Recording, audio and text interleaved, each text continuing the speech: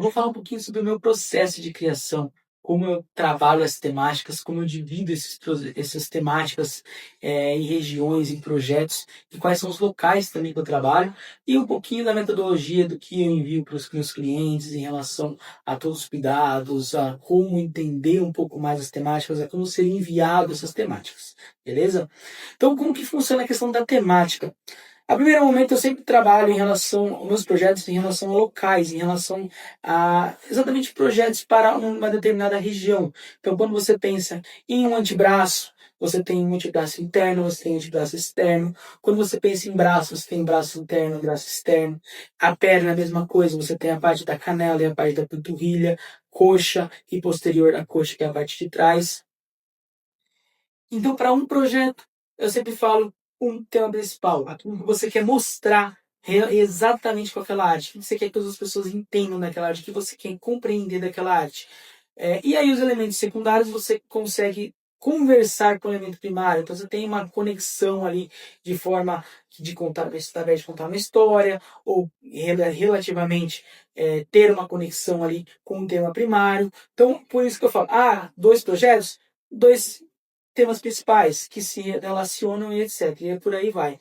Mas aí é muito mais fácil de eu falar isso daí para você, assim, depois que você agenda uma arte comigo. Por quê? Porque eu tive um PDF onde eu montei e criei todas as ideias e passo para você todas as ideias de como você enviar para mim as temáticas, como você vai separar o seu projeto, tá? Assim como também tem um grupo no WhatsApp diretamente com o meu número pessoal, onde a gente consegue conversar e ter essa troca de ideias sobre o seu projeto antes de eu criar a sua.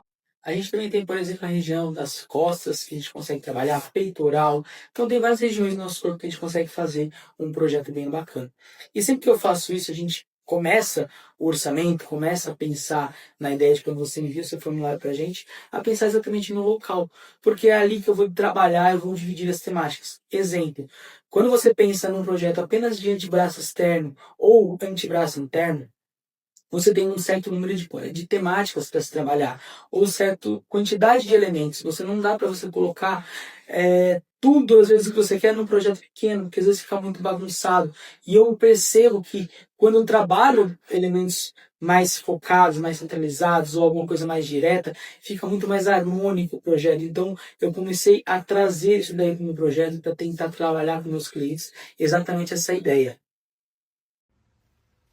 Então, quando eu trabalho em relação à temática do projeto para um projeto ou mais, eu sempre direciono meu cliente em relação às temáticas que a gente vai se usar. Exemplo, eu não consigo misturar, por exemplo, anime com Deus, com família, com profissão, com hobby, com futebol, não dá para se colocar de forma harmônica, dependendo de como é, e como posso dizer, notória no projeto, essas temáticas em única área do corpo.